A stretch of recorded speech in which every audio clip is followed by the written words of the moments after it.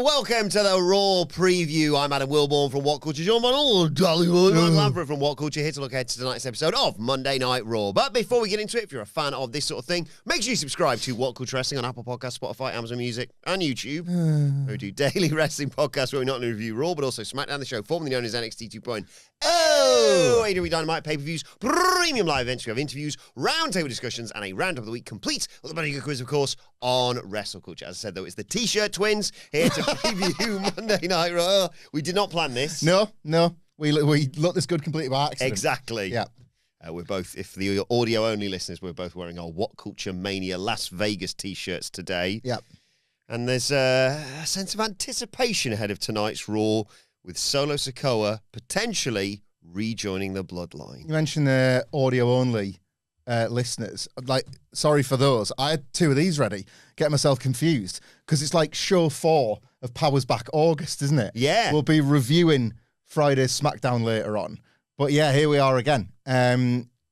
It's just like, I don't know, I've needed since WrestleMania, and I don't like this, but I'm going to say it anyway. I've needed since WrestleMania an actual star to orbit King Fraud and the Dudline. Because, like, there was, like, CM Punk in the mix, and you're like, oh, he's talked about, like, Afa, and the Usos going to kill him, and then Roman's like, not now. And Roman wins anyway, and, you know, it started, like, you could argue the actual quality of the promos. I actually think it was probably the best in week 1, then it, like, drifted downwards ever so slightly each week. But just Punk being in the mix and calling out the Bloodline for what it was and daring to poke the Roman Reigns bare for the first time in a while, because, like, Sige mentioned this, and he was right to clock it quite early. Like, I think Roman really did just assume game completed. Like, I lose to Cody, whatever story we tell, I come back as the kind of unflappable babyface, no more problems ever again. And he lives in that world, but it doesn't half create problems for the narrative one he's in. Yes. Like, he walks out every week, like, I've done it. Like, watch this. Like that. But the amount of issues that stack up, and we've gone into loads of detail about this, so I'll try not, like, you know, I'm not going to do that right now because there's more exciting things to preview. But, like, right now, I'm not saying it doesn't matter, but the excitement around Solo being the first, like, I'm excited in its own terms for, like, LA Knight finally getting that title rematch against Roman that he's held on to. But I don't really see LA Knight winning. No. I'm just excited about the back and forth and the match itself and the stuff that might come from it. I'm kind of excited about, I nearly said something I could never take back there. I'm not excited about War Games, but Triple H always is. Jesus Christ, it's yes. as hard as he gets at this point. And, like, he loves putting these things together, and it's part of what informs this segment here. And, like, you start mentally putting the teams together around, like, October time, and the fact we've got Money in the Bank, which is traditionally a bit of a favourite of everybody's as well, like, right in the middle. That's a bonus as well. So that I'm pretty excited about, in spite of the fact that I don't really worry about title changes or anything like that. But this, like, happening right now in August, the post-SummerSlam, this thing that I spoke about before SummerSlam, where, like, Triple H... The real quiz. It's like Summer Mania, where he does a real reset. We're in it, you know.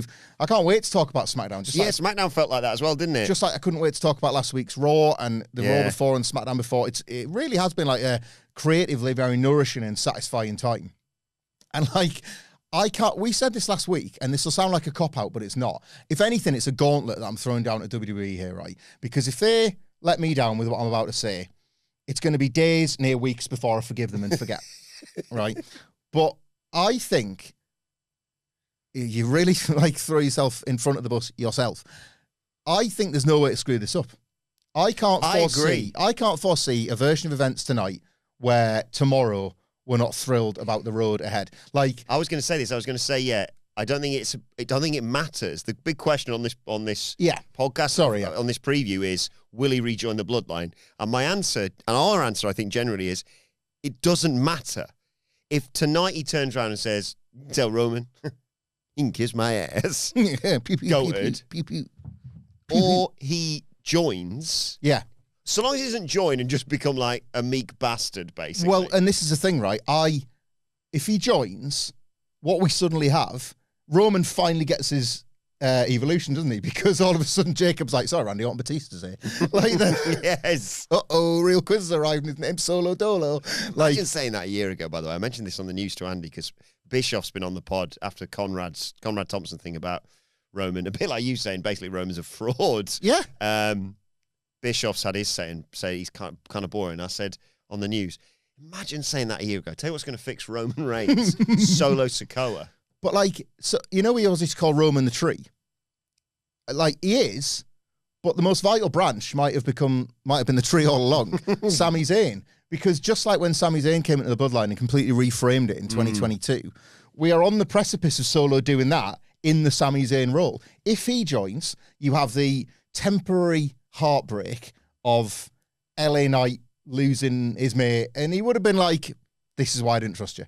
This is why I knew, even when at SummerSlam we had a little hug and we actually won, Royce Keys is gone, you lose a match, and what? The fight's over? Like, LA Knight can be righteous, and he's a baby face that was smart and was like, I wanted so much to think differently, but I knew I couldn't deep down. I knew I couldn't commit to you, and now you've proved me right. And there's going to be a Samoan spike coming LA Knight's way, and Solo's not going to want to do it, but a bit like Sami Zayn had to really think about if he was going to haluva kick Kevin Owens in that War Games that time. You know, that was the inherent drama, wasn't it? So that's the road we're heading down, is like Solo Sikoa having had this great month for whatever reason. Because, by the way, and I'm asking non-WWE fans, if they watch this preview and if they watch this Raw and if you like this podcast, to take this development in good faith, right? If Solo joins the Bloodline, he's actually being a virtuous babyface because he's honouring the stipulation. Yes. If he doesn't, we all go, get in, come on! You Roman, you Jacob and Jey Uso too. Jimmy, you're all right. Yeah. Like, because he's Steve Austin, that bitch. But the trick with Austin was he wouldn't make promises he knew he couldn't keep. Mm-hmm. So if he was suddenly in an unwinnable war, he would find the cleverest way to win the war. Hence why all the heels had to be like double, treble clever to outsmart him, even just to win a week, even just to get the better. 1998, right? I'm going back to Austin quite a lot at the moment because when there's really hot stars, you choose Steve. I like, this is what happens, yes. Right? A Solo comes along, a Cody, whoever, and you use like the ultimate smart babyface template. I was watching the Raw for Benno and Hamflett in your house. Subscribe, it's this era distilled. And Vince McMahon like comes from the crowd while Austin's feuding with Dude Love. He's wearing an Austin mask and an Austin t-shirt, but then he jumps the rail and hits him with a chair. And then he comes out the next week buzzing with life. I assaulted Steve Austin and I got away with it. And Austin comes out, big grin on his face. And you think, hang on, shouldn't you be wanting to kill Vince because he got the better of you on last week's Raw? And Vince has got police as his security. And Austin's like, you must be the dumbest son of a bitch alive. Like, you just admitted to the world and everyone listening that you assaulted Steve Austin last week. Assault. Officers arrest this man. And Vince, what? And Vince, yeah, like, so the police are like, oh yeah, good point, Texas rattlesnake. And they cuff him, and like Austin's like pulls the beer in his head. That's kind of assault 1-1, but like, and then Vince is about to get chucked in the car, and he's like, you can't do this to me, I'm Vince McMahon. And Austin's like, right, I'll let you off, and here's my conditions. And then like he's like, I want this, and I want you to apologise. And Vince is, all right, you can have that, not you. But it's Austin's won it back, right? Yes. We're just off we go again, and the dance continues. Like, Solo somehow getting out of this, like, is not the babyface move because he lost the match. His babyfaces adhere to stipulations. It's frustrating and you're desperate for them to burst out the cage, but rules is rules, you know? But if he finds a way to outsmart the Bloodline and outsmart Roman Reigns at that, not just Jimmy, Jacob, and Jay, this is like the boss, the proper ones here, the boss is here, Tribal Fraud's arrived. Like, if he does that, just as big a babyface. It like... The worst. There's a bit of me that wants to see him come through the crowd yeeting with Jey Uso. He could get it even more over. Oh yeah. What if?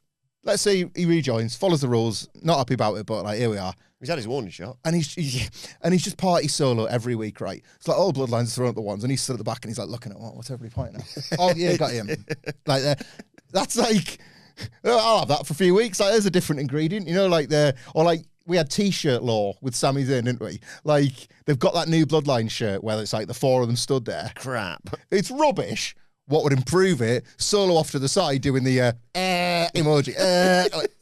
Like, there's not many versions of this that don't work, I don't think. And when you've got LA Knight as Roman's going to fight, it's going to be Penta, isn't it? Penta or Fenix, probably. Yes. Like, Roman's got that match.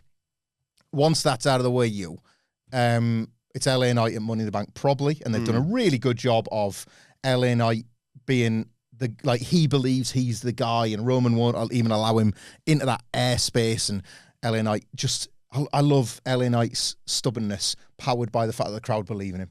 It's such an easy story to tell, because it's the Daniel Bryan of the Triple H era, in that you have more faith in the company. If they're putting the thumb on the head, you kind of know why. Like with Bryan, it was very, you could visualize it. You could visualize idiot, old man, senile mug Vince McMahon not getting it. Where he doesn't eat meat, and he's pale, and he's short, and he does wrestling moves. You could see it, and it was annoying, and it was frustrating, and it wasn't intentional trolling, but you felt trolled as a member of the audience. Triple H has 40 guys that he'd rather push instead of LA Knight, but he actually tries to push them. Triple H would go back years and be like, love you, man. These pops, great stuff. LA Knight, everybody keeps coming for you. Keep at it, but I've got to get to Damian Priest. Keep at it, but I've got to get to Jey Uso, and so on and so on and so on. Yeah. And the reality is, I actually think LA Knight, win, lose, or draw with that world title, with that title shot, he kind of becomes the next of those guys. I love LA Knight, but I love him. It's we've edged with LA Knight, haven't we? The point of climax. Tired, going to sleep now. I don't think there's. I think there is another Damian Priest title reign. I think there is another Jey Uso title reign. I don't think he's a guy that becomes a Gunther who you rely on for these massive spots, or the Punk Cody Reigns. Not main event in Mania, is it? Triangle, there is an art to that, that push that really smashes through the glass ceiling. Triple H knows it. He had about 40 guys trying to smash him through it in the 90s and early 2000s. Mick Foley 3 times. Come on! Will you smash it or what? Your nose is big enough. And I think that's benefited LA Knight. Yeah. It was 22. I always go back to this. It was the SmackDown, the ultimate camera shaking babyface alliance against the Bloodline, Judgment Day, Paul Heyman, Rhea Ripley dirty deal. LA Knight was part of that babyface crew.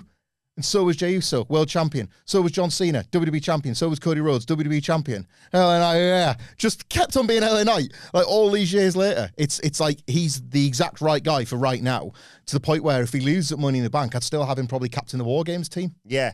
And then what you've got is, it's not really about the Bloodline winning War Games. It's not really about LA Knight wanting one more shot at the belt. It's about what's going to happen between Solo and LA. Where are we at with Solo and LA? And then I suppose out of the way, Jacob Fatu might try and weave back in time for the Rumble. Maybe who cares? But that you can already visualize the story, can't you, of Solo and LA Knight having this moment in the cage where Solo's gonna and then is he going to do it to Jimmy? But then the thing gets broken up. Who is he going to spike? All that kind of thing, and it starts tonight. It's funny you mentioned that, actually, because one of the things I wanted to mention to you was this thing that is doing the rounds today from Vince Russo, suggesting that Triple H hates LA Knights on his podcast, saying, bro, I was told by one of the boys flat out, Triple H does not like LA Knight. He kind of openly pokes fun at him. How is he ever going to get over, He is over, Vince. Bro, he literally says, bro. That's of course he does. Bro, you can't have favorites. I never ever had favorites when I was writing for a wrestling company. Man, if your name was on that roster, you were going to get a fair shake like everybody else. I mean, don't get me wrong. I was glad very specifically that somebody was one of Vince Russo's favorite. Let's call him Jarrett. Too obvious. Jeff J. Yes. Right? But I asked bollocks. Every booker talks bollocks and think they did it better than the last one and the future one, etc. I'll say this, right? I don't think he said that. I think he's telling the truth. I think somebody within the four walls has told him that, and I think that goes on. LA Knight is the... I said to Andy, he's not in Triple H's Fave 5. No. LA Knight is the only guy I can think of, I might be mistaken, that we've seen on Unreal. Unreal, of course, being the fakest show WB producers, including Raw, SmackDown, and NXT. I love it. But it's the only guy on Unreal we've seen Triple H giving a bollock into about making a mistake. in this perfect world that WWE is. That meme that came out, was that season 2? Season 2, I think, yeah. It was something from, I want to say it was one of the Money in the Banks, where I wasn't there for a spot. And, you know, stuff happens all the time. I know for a fact, every single show, Triple H will not be, somebody will be coming to the back, and Triple H will be doing one of his weird backstroking cuddles where he says the F-bomb 12 times. Like, that's not every single wrestler, but LA Knight got a bollocking visually on screen.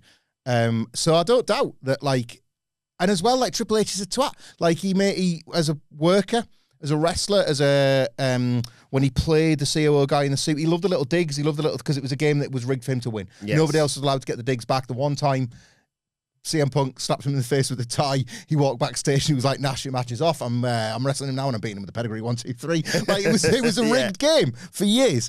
Do you think Triple H also, people are like, man, this LA Knight, he's so good, man. He's like a combination of The Rock and Stone Cold Steve Austin. He has the ears ringing. What? Well, he's missing the most important ingredient of the Attitude Era. No, he can't be Mick Foley as well. You're fired. Like, yeah, there will be something in his DNA that doesn't click, no pun intended, with LA Knight era. But, like, I think where we can credit Triple H as a booker, even now, is that there have been plenty of times where he's followed the noise, where there's plenty of times where he's not yet reached Vince McMahon levels. Well, Vince is the obvious example because he did it for the longest. Every booker gets stubborn. Every booker believes everything's great when everything's great. We, the fans, were all simpatico. A year later, when everything's fallen off, these fans haven't got a clue anymore. I say, well, the numbers are going like that. I'll tell them what they're like, actually. It happens to every booker. Yeah. But I think Triple H has got a decent record of following the noise. I think you can look back at, and he gets pelters for it, because, like, the pushes fail and the wrestlers don't work long term. But I do think he goes with them. I think there's examples in the men's division, the women's division, like Maxine Dupree won the Intercontinental title when she was the most over. Remember the noise? Yeah. She, like, what? This woman that's can't run the ropes, she said an ocean cyclone suplex. Like, remember the flying crossbody in the first Alpha Academy matches? Yeah. It was, people just were like, didn't see that coming, white hot for 2 weeks. So, like, well, Chelsea Green on SmackDown this Friday. We're living it, right? We're living it. And Chelsea Green, I actually think, is a nice comparison, a nice like for like with LA Knight, isn't it? Like a wrestler that remains over and feels as though that next bit is unattainable. And then now, like, she's actually attained it. And even then there was these, like, asterisks and caveats. Interim champion, broken orbital bone, and, like, all these sort of things. It sort of, I don't know, it's the only examples really in this era, even as Triple H has experienced a fall off, as we knew he would. It's only natural. Bookers have runs. Like, the only examples I can think of where it feels antagonistic to WWE fans, and then he writes it. Triple H antagonizes everybody that doesn't like WWE. I get that. I don't expect, like, non-WWE fans to like anything Triple H does. But if you're a WWE fan, and I am, I don't think he books antagonistically. No. I don't feel prodded and needled like I did by Vince McMahon so often. I think, like, in my memory of it, not necessarily, maybe even, in recent Money in the Banks, where, like, LA Knight has been the one to get knocked off the ladder. I can think specifically of Seth and I think Damian Priest to be the guy. I don't think that was ever like, yeah, that's what your favorite gets. It feels like it's part of a long-term plan. A bigger story, yeah. We've always said, all of us have said, the chase, there's nothing when LA Knight becomes world champion that we're like, and now we get onto the good stuff. No, it's almost like the first Raw with him with the belt. Yeah. Is the night, is the party. This is the thing, right? I'm realizing something here. Like, 10 times out of 10, if you ask me, who's your favorite out of The Rock or Triple H? It's The Rock. 10 times out of 10, right? Overall contributions, work at their peak, most over, most fun to watch. Movies. Desert Island, yeah, why not? Because I'll never watch The Chaperone, so yeah, why not? Trinity's pretty good. Desert Island wrestler between the two. It's not even close, right? It's The Rock. And yet, what's this? Another WrestleMania season going a bit wrong. It's The Rock that feels like he's antagonising me, not Triple H. Yeah. Like, I kind of picked that side. And I actually think, like, Murray and Sidge are like, it's great when The Rock comes back and, like, just, he's what? I don't think it is that. I think it's like screwing everything up, and that's fun. That's fun that The Rock is coming in, like, if Triple H books a certain way that you don't really like and it feels a bit stoic and a bit staid and whatever, and then The Rock just comes back and F's and Jeffs all over it. What about if we put the belt on me, The Rock? Like, I get that, because it's like you want to see those things. I bloody love it when things go wrong for Tony Khan if it favours a wrestler I like. We're all guilty of it. Yeah, exactly. Right? We're all guilty of it. So, like, it's The Rock that feels antagonistic, and I don't I don't reminisce on those, they're brilliant. I don't reminisce on those WrestleMania things. Like, we talk about the pivot in Vegas all the time, right? Greatest wrestling pivot of all time. I believe that is the one night that Triple H got the measure of The Rock in that Jedi mind trick way that all the best bookers are supposed to. The one night. After that, never again. We've all seen that footage of Elimination Chamber where Triple H would have got it right, where he's like, okay, so John's going to turn, you're going to do the throat slash, and then how about as the final boss? He's trying to big up The Rock's ego. Final boss, you're there, Travis is there. Why don't you hand him the watch? And then that's where we all kind of realize it, and then and then it's just, you can leave. Like, you have corrupted the uncorruptible in John Cena. And John Cena blood is up Cody, and the fans are just left with their cut. And Rock's like, I love it. Or how I'm thinking, John and Travis hold him, and then I take the belt off, and it says Mama Rhodes, so dusty or what the ever. When I whip him, and I just go for him, and and then that's me out. What? Triple H's like, okay. All right. Okay. I think people might expect you to show up at WrestleMania after that, Dwayne. But like the pivot. No, I'll make it clear that this is it. Like, and then I'll go on Pat McAfee the night after WrestleMania and just say, come on, dumbasses. The pivot, he Jedi's The Rock, doesn't he? He's like, people are pretty pissed, Rock. But people watching it going, what's happening? People pretty pissed, Rock, but come here. And Triple H has had some of his like little cronies make up that PowerPoint presentation. I made you this. You're going to show this to the people tonight. They're going to get it more than anybody has ever got it before about your great Samoan dynasty. Nia Jax in the corner somewhere. Imagine if they did it now with the amount they use AI. Oh. Who's that? Some of the names are wrong. What was it? It was SummerSlam, wasn't it? Minnesota, like on the poster. The Doc. Who's he? Like, it's Yorkshire Doinks Samoan dynasty. John Johnson. Who's that? Mazda. No, so it's just like he's got him with it, and he's like, and you know what? You and Roman are going to stand together in the moment when you do that, like, high five. The Samoan family tree is never going to be stronger. And Rock's like, I love it. And then Triple H, I'll send Cody out there. He can have a word with you. You can slap him, and then we're going to WrestleMania. It's like, love it. Sounds great. And then Triple H gets in Cody's ear. Call it BS.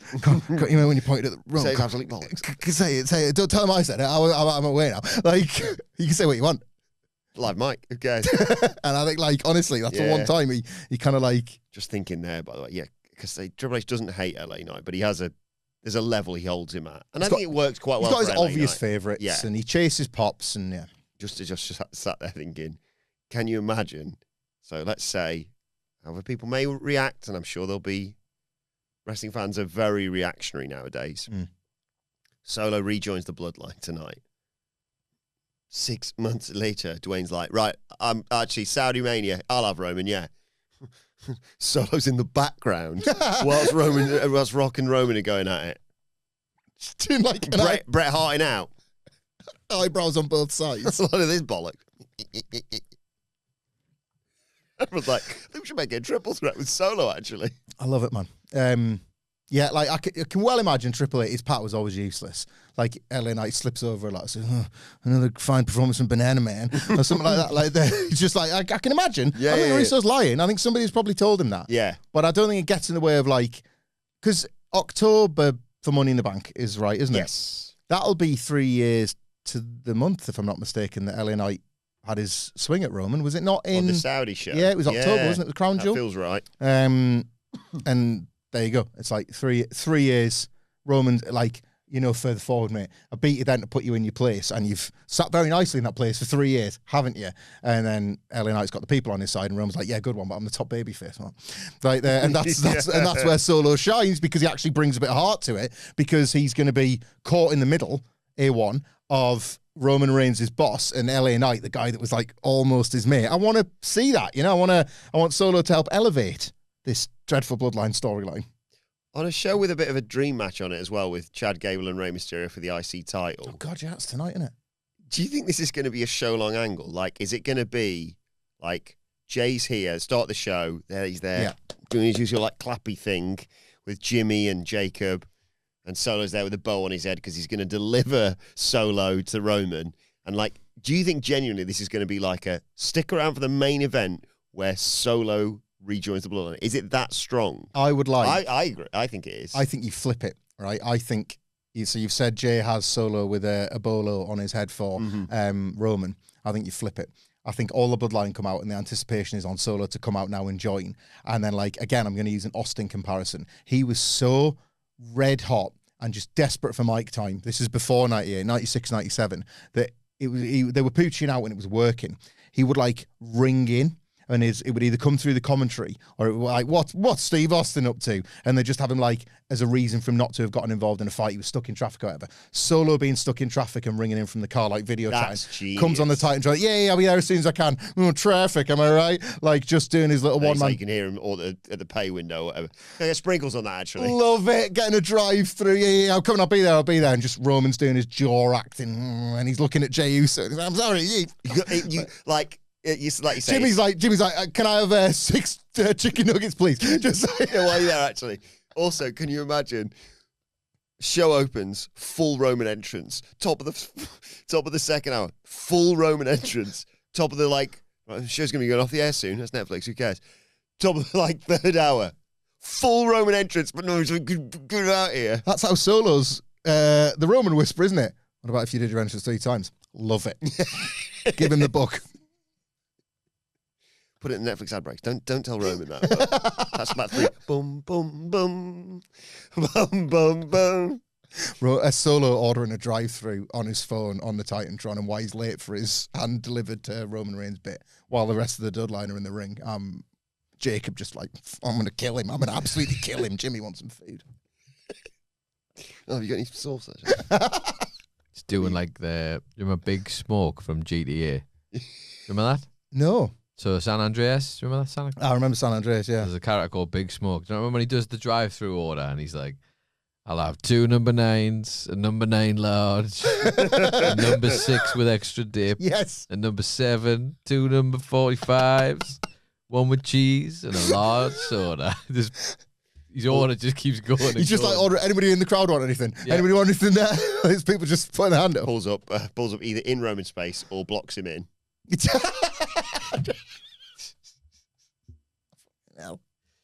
I was at that when on Phil and Fed's Bogus Journey, when I was at that Atlanta Knicks game where it's rain chicken nuggets. We said ice cream bars for the Punk in Chicago. What if Solo makes it like rain nugs wherever this Raw is? And he's like, I've got something for everybody. I can tell you that they're in Buffalo, New York. At the Key Wank Center. Of course, yeah. What if he makes it rain Rolos? Solo Dolo Rolos. Love it. Absolutely love it. Because don't worry, Roman, I saved my last one for you. And everybody that enjoys adverts from the very early 90s in the UK will pop huge. So was. I love it. Did Americans have like your last Rolo? Did Americans have Rolos at all? Let's check that out. Because that was a really like Rolos, fine, like good, but just fine. But the last Rolo thing, as a way to make that feel exclusive, was really smart advertising. Oh no! Yes, the USA has Rolos, but they're made by the Hershey Company. It tastes like ass, baby sick Rolos.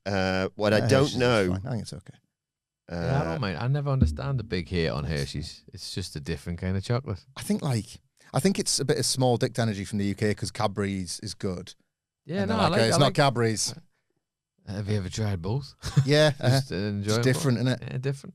American, isn't it? According to AI, so sorry, that's not. It's just Googled during this. I'm not actually going through it. Googled that. No, the USA does not use the iconic last Rolo concept.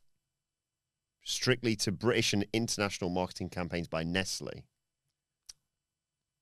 So, American packaging and marketing have historically focused on general snacking rather than the romantic or sentimental challenge of the last Rolo.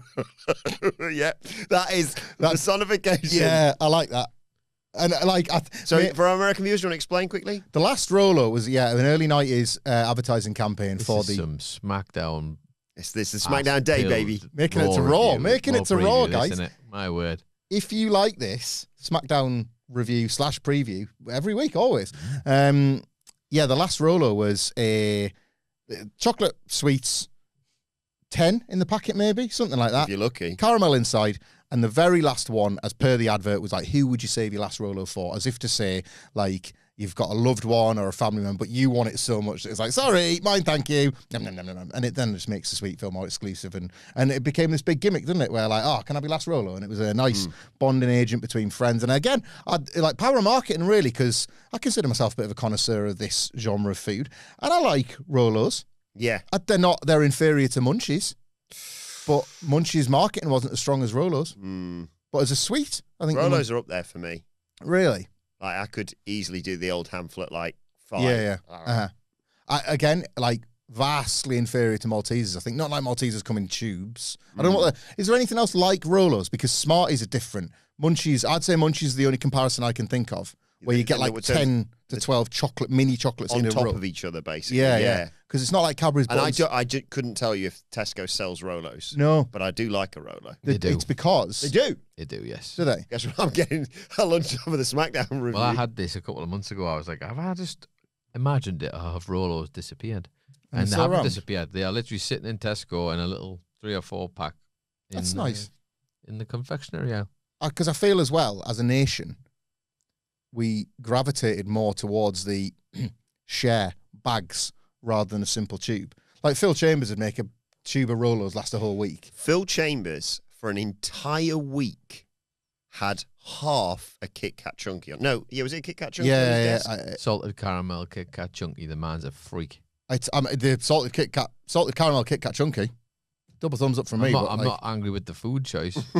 I'm angry. I'm like, what kind of planet do you have half of that and leave it? I'll get that next week, will you?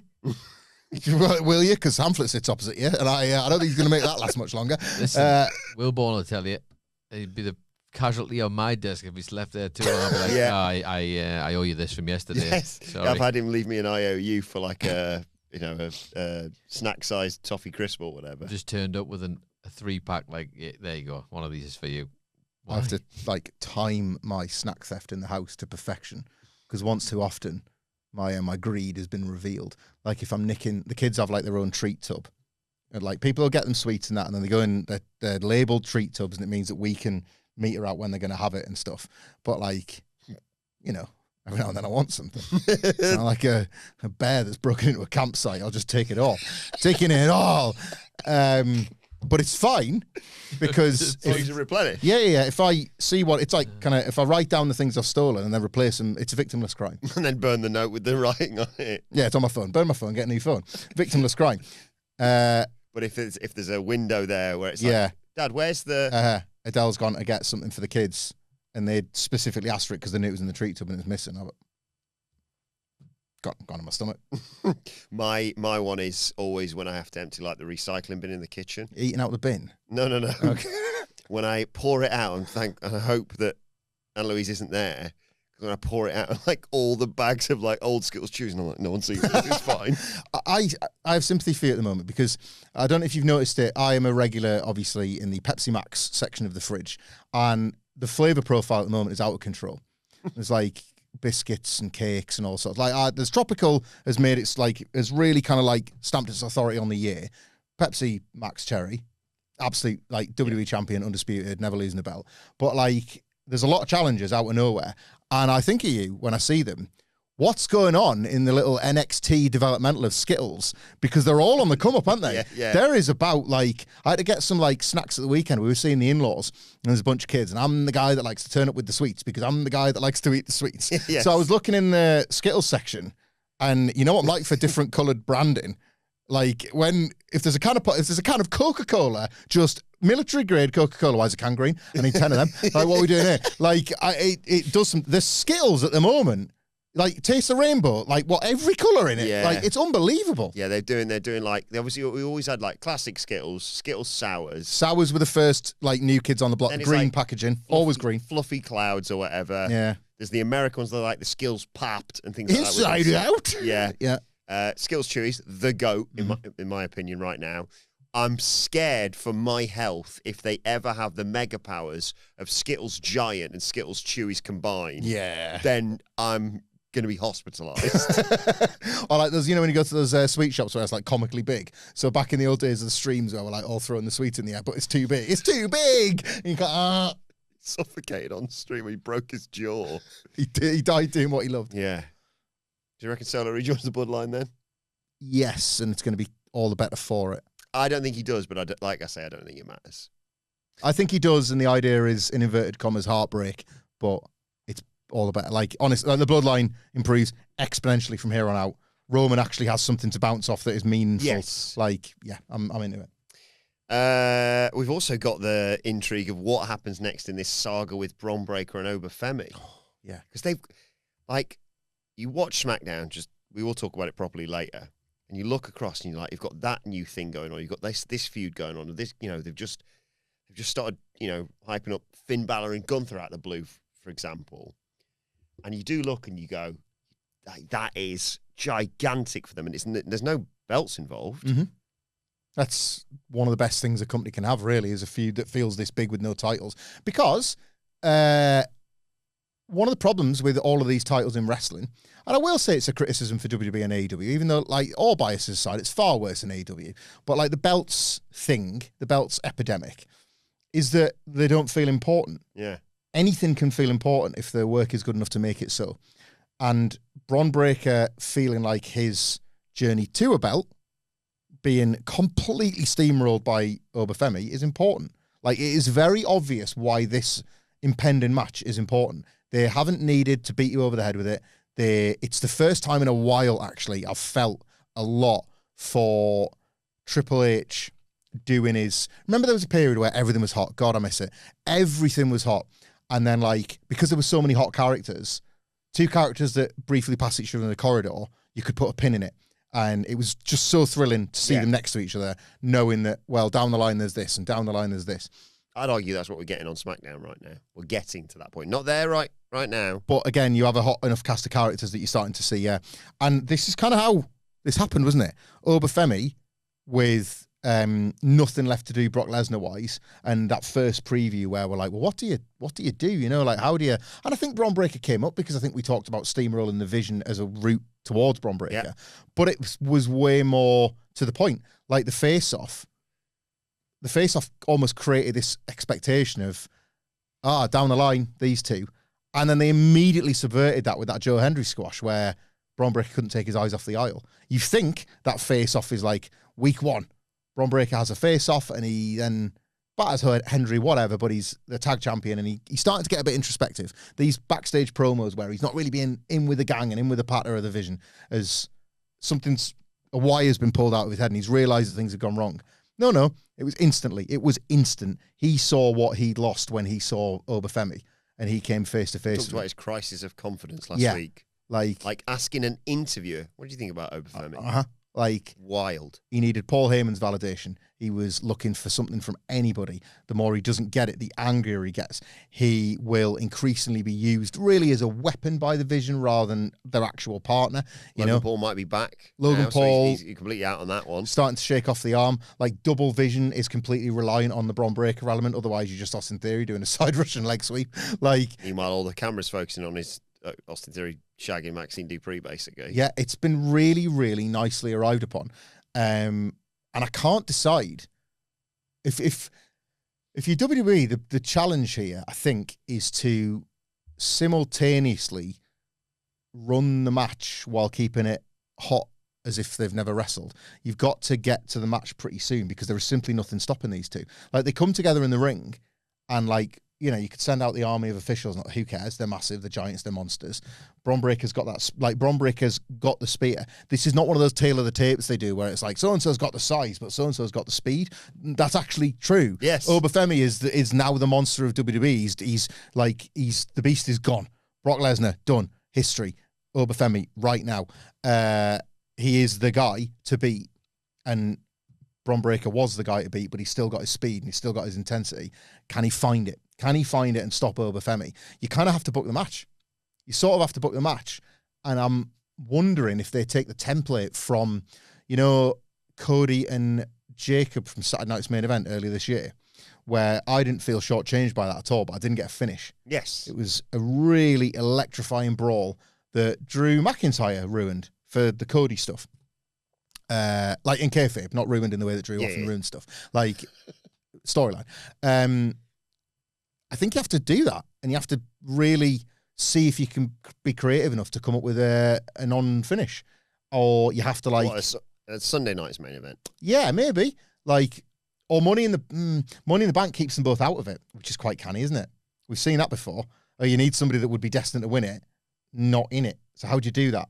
Well, I'd love to wrestle Money in the Bank, but I've got bigger fish to fry. It's either they're both in it, or they're both out of it. Yeah. And exactly. One of them can't be in it. Yeah. I think I need the match because I don't know how credible it is for Bron Breakker to have, I don't know, let's say Bron Breakker having a month of crisis of confidence while Femi is just coming out being like, I'm the best, Bron Breakker, you suck. Like, could you have them not touch? That's a big money thing, you know, classic sort of wrestling thing from back in the day. You have to pay to see them. I think you could. I don't know. This is what I mean. I don't know if there's as much money in the chase as what we think here. I think Bron Breakker... Oh, I'm not saying hold off on it. I'm saying in the interim, this week and next week and the week following. Yeah. Even Bron necessarily can choose not to lay a finger on him. This is what I was going to say. I quite like the idea. Rather than Bron Breakker just turn up and Nikki Crossing out every week and staring, I quite like the idea of if they can illustrate this. Bron is a good actor, not always a great one. If Bron has the chops to pull off this, like, I'm not scared of him, but I am now intimidated by the fact he's taken my spot.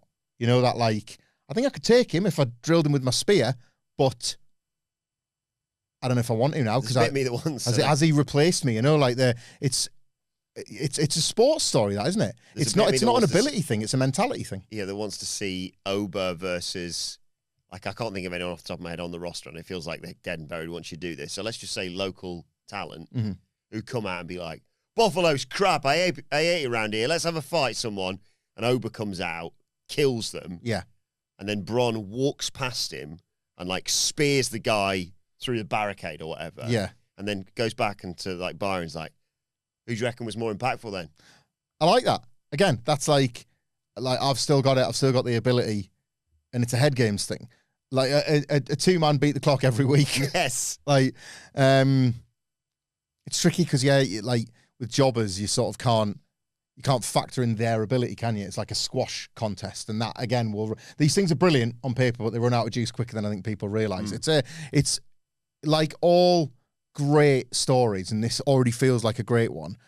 The trick with wrestling is managing that. Like the Ming Vars. Don't drop it, don't smash it. Like, they have to see the value in this. The value, for me anyway, is Bron Breakker's story in this.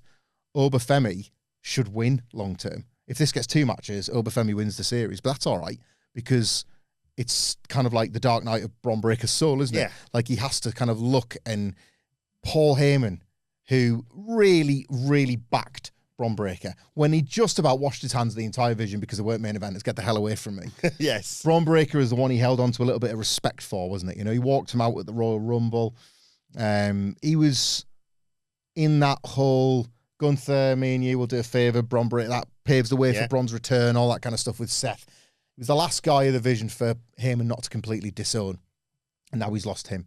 Like, he loses the feud, he loses the match, Oba goes on. Oba has once again proven himself as a guy that can't really be stopped in WWE, and, you know, woe betide Roman Reigns or CM Punk the day that Femi finds them, because then that's it, they're toast. But that's fine, because Bron Breakker, like, has to keep searching for how to find his way back, and that involves leaving the vision. They have got a nicely... I can't believe I'm saying this. Jake Fatu's gone into third because Solo Sikoa is the number 1 guy who is going to be a babyface beneficiary of Jake Fatu being called. Bron Breakker's probably going to be number 2 because whilst we've been waiting for Jacob to be like, break away from Roman, nobody cares. Within 2 weeks of Bron Breakker losing Femi, everyone's going to be like, break away from the vision, Bron. Don't take that from Logan Paul. Do not take that from Austin Theory. You've done it. You've Batista'd that bitch, and all of a sudden, that spear, like, you can picture Logan Paul and Austin Theory going, tag belts? Tag belts?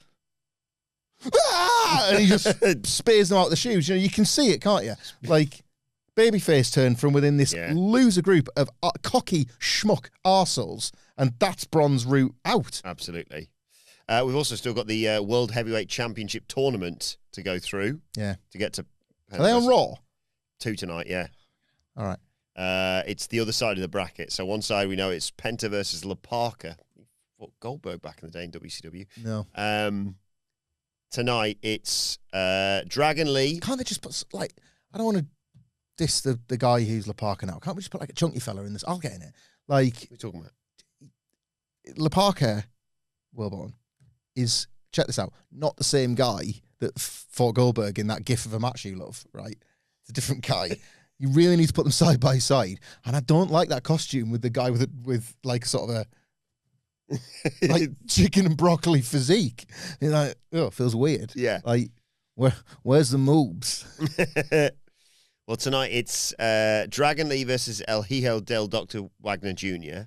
Dragon Lee the one that Big Cass beat up last week? Yeah. Funny. Stacking bodies. And he's going to win. And Rey Fenix versus El Fiscal as well. Bad punditry here. Haven't done my homework. Feel like Dragon Lee versus Rey Fenix in the semis. Well, yeah, I mean that's the answer. So I guess I don't need to do my homework. This is why friggin' Carragher and Neville get away with it, don't they, when there's a cup match? Yeah, they're really up for it. Name 2 players. Yeah, like it's a very ironic considering that like Rey Mysterio, the GM, is doing just fine and getting title shots. Yes. Because his roster's getting pied in this tournament. They're basically special guests in an tournament, even though it's for that brand. Because, yeah, it's hard to look past the Penta and Phoenix final, just like it's hard to look past the Raw wrestlers winning the matches. And if people think I'm being cynical, right, consider what most people consider the WWE umbrella match of the year, the El Grande Americano Derby, and how on Raw those dynamics were the reverse. Yes. Like the most heat you've seen the WWE branded match this year was El Grande Americano versus El Grande Americano, which, if you recall, turned out to be El Grande Americano versus Chad Gable. Mm-hmm. Who could have known? But the Chad Gable guy on Raw,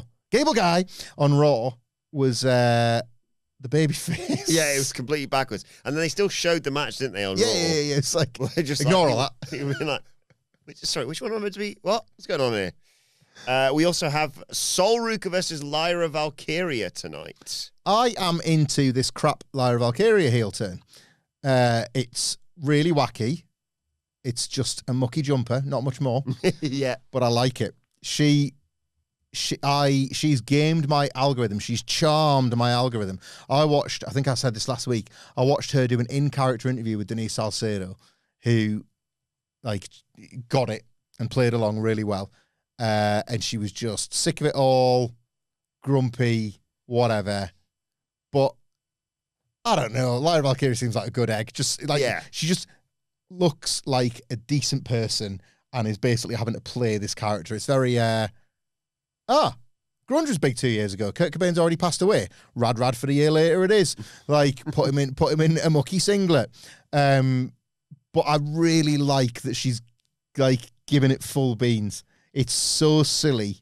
I'm into it. Like, she's won her first big match in the gimmick. She's potentially retired Bayley. You know, if rumours are to be believed.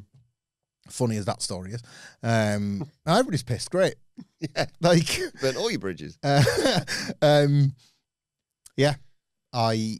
Sol Ruca is now beatable. She's not the Intercontinental Champion. She is, you know, selective babyface winner, but at the moment, just back on a bit of form now, though. Seems to have finally found some comfort on the main roster. Helps if you're working with Roxanne Perez. Roxanne Perez and Raquel, I'll say as well. Yeah, that tag team like stuff. Not least because obvious stuff, but you do a bit less, you know? Like, you do a bit less in the matches, but you've had a few more reps on Raw, so she's not... Last couple of weeks, she's not missed a Soul Snatcher, and I know that sounds like a low bar.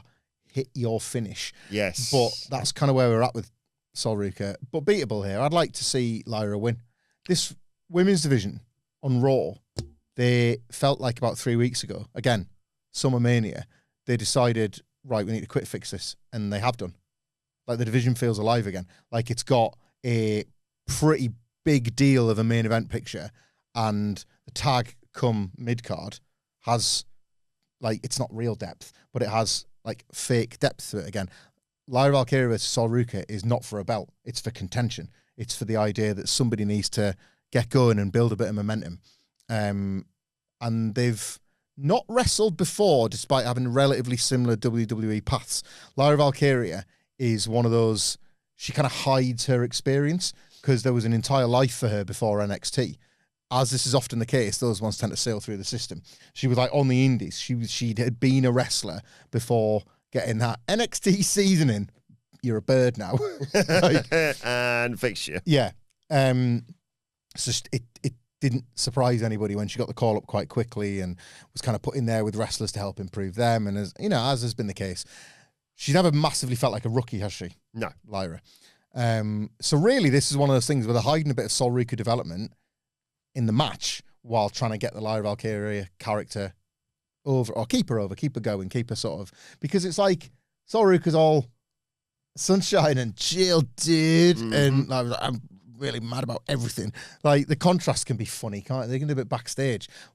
Danhausen, he wanted to be Sol Ruca's partner last week. What can we do with that? You know, maybe they're gonna hang out on screen for a bit. That's something, innit? Surf Danhausen. Okay. Very nice, very cute. I think Sol actually wins to set up a rematch. Okay. Because I think she works. And the only thing that's going to help is more reps with people like Raquel, make her look awesome. I don't think Raquel drops the belt, by the way. Meanwhile, Lyra, because she tried to cheat, but she was foxed by Sol's new bestie, Io Sky. Is there anyone else who's been a friend of Io Sky's recently? Bailey. Yeah. Yeah, so that's a fun feud for Lyra to go into. Yeah, I Lyra guess. versus Io. It's one for the work rate fans. Like, I've been a bit down on Io Sky this year, but I'm not down on her. I think she's just doing what is required of her. Do you know what I mean? I don't think necessarily people do that thing, don't they, with wrestlers where it's like, Io's in there, so guaranteed 5. It's like, it's not been for ages. She does what she needs to get over, and then on occasion, Liv stuff was good. Yeah, elevates the game. She does. And the first match between them kind of stunk, so there was like something to prove. Yeah, you know, it was a big disappointment, and they massively turned it around at SummerSlam. Yeah, again, a baby face. It's not the worst situation to be in. A lot of wrestlers, you know, you go on Reddit or whatever, and they'll tell you that somebody's being buried, or, you know, LA Knight we go back to, Io Sky's been another one. Like, I think presence is everything. I think sort of just the fact that you are needed, the fact that you are necessary. Again, go back to Unreal. Whether you believe them or not, it's up to you. Triple H said that Io Sky's like a first name on the team sheet wrestler. He might have just been pandering a little bit, but I think she's in the top 10. Yeah. I think that, and this is like very relevant now. I think if you asked him to name his top 10, that now carries weight because TKO swing the axe every 5 minutes. So he's like, right, if we're giving you a choice, Paul, and by the way, mate, book your ideas up because you could be on this next. Who'd you need? I think he'd probably name her. Yeah. I think they'd go, her, because her T-shirt sales probably aren't as big, you know, or her quarter hours or whatever it is they're judging on. But I think he'd say, nah, you can't just have your first 11 made of the main event T-shirt guys. You need people for them to wrestle. You need people to make new ones. And yeah, absolutely. Like, I think that's fine if you're trying to get Lyra going. That's a good point. Like, that's a good observation. Is like Io fits there as much as she fits anywhere. She hasn't. It's notable that she's not in now that she's lost to Liv Morgan. She's not just immediately dropped back in with Stephanie Vaquera and Becky Lynch. They've said, well, a loss is a loss. You go down the card, and then you got to kind of work your way back up. And now there's these 3 other stars grappling over the top title. So it's sort of that's where the pieces on the board fit as well, isn't it? Finally, let's talk about this IC title match: Chad Gable versus Rey Mysterio. Looking forward to this one. Yeah, I didn't think much of Chad Gable and Penta at SummerSlam, if I'm honest. It was all right. It never, like, they'd gone hard on getting Chad ready for, like, Minnesota with the big clap. They were obviously, we're all excited about, you know, Dog, the root beer dog, getting his capital M moment with Chad. And maybe that overwhelmed the Penta match. But it's still Chad Gable. And it's still Rey Mysterio. Just do Chad Gable things. It's like, really easy. Chad going situational, not even heel, situational dominant champion on the aging veteran Rey Mysterio, because you can't mid-match heel Rey. It's got to be Chad on offense.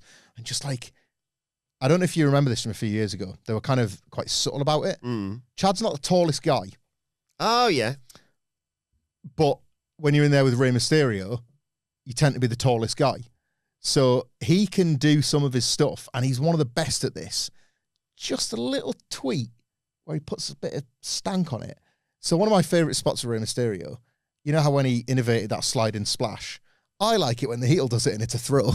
Yeah. So like when he gets lobbed under the bottom rope and has to land belly first on the floor, Chad can do that. Like just like when he does that lovely hip popping on like his toes suplex that he does, just really lay it in. That's all you need to do, and it's like, oh, come on, that's Rey Mysterio. And it's not even just Rey Mysterio 20 years ago. He's now Rey Mysterio and wrestling's granddad. Like, what are you doing to the poor fella? And then Rey makes a great comeback, and then Chad gets the win. I'm probably not giving this the credit it deserves. And I think Dom might involve himself in this, by the way. Well, how far away are we from Triple Mania? Yeah, September. Is it the weekend of the 11th? Maybe. Yes. It's moved from the Luxor, hasn't it? Has it? Demand, I imagine. MGM Grand Garden Arena, I think. Oh, of course. Which I'll take. Like we sort out the HyperX. I'll give the Fed requiring a bigger building. I know that's fine. We'll go number 2 to the Fed. Number 3 TNA probably. Yeah, like Dom. Well, is he in the doghouse? You get 2 things with Dominic Mysterio currently, don't you? You get whatever he's actually working on, storyline-wise, Danhausen, recently, and you're not done your hair. Like, you're not bringing your belt out, you're not wearing the right gear, you're pissed off, and then you lose matches that look a little bit like burials, old-fashioned Tampa Greens burials. So I like that. I like a bit of that in my wrestling. Like, burial watch, get the magnifying glass out and see if somebody's in the doghouse a bit. So we'll see. I'm always ready for another father and son feud, especially now because he's saying like, oh, I'm the best Mysterio, and Ray can say, you're not even the second best Mysterio. Aaliyah's in bloody developmental now, isn't she? That's true, yeah. You wouldn't, they couldn't, I know, like, because he's the GM, they couldn't book the GM to win the belt on the biggest night of the year, could they? What, Triple Mania? Yeah. Well, it's El Grande Americano's crowning this, isn't it? Should be, yeah. Ooh, Chad Gable team with El Grande Americano versus the Judgment Day. I like that.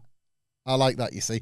We're stepping on the dead man's toes here because we can't comment on because it's not like we keep up with it every week. We're kind of what is it? We're kind of the prawn sandwich brigade of the Yeah. It's like when there's a big one, we'll dip in. Looking forward to Worlds Collide. Yeah. But we always do. Yeah. That's like an annual tradition for us. Like, we've always said this on this podcast. Worlds Collide, like, everything else out the way. Like, drop it. All out of the way. Yeah, all out of the way. Really good. That's important. That's important. It's back on Wednesday. Don't worry. You've said something very important there, and let's remember that. Write that one down. But yeah, we've said that, like Worlds Collide last year was like Worlds Collide. Like, we've always said this: it's WrestleMania, WrestlePalooza, Worlds Collide. It's the big 3. It's the big 3. Well, lots to look forward to on Raw tonight. Let us know your thoughts in the comments section below, or on X at WhatCulture WWE.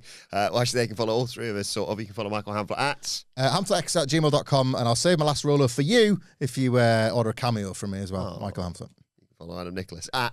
It'll probably have melted by the time you get it. It's Adam Nicholas. Follow me at Adam Wilbourn. Follow us all at WhatCulture WWE. As I said, make sure you subscribe to WhatCulture Wrestling, wherever you get your podcast from, for daily wrestling podcasts. Me and Emma will be back to review SmackDown later, and we're doing a Q&A live on YouTube as well. But for now, it's been the Raw Preview. My thanks to Hamflett, Nicholas. Thank you for joining us, and we will see you soon.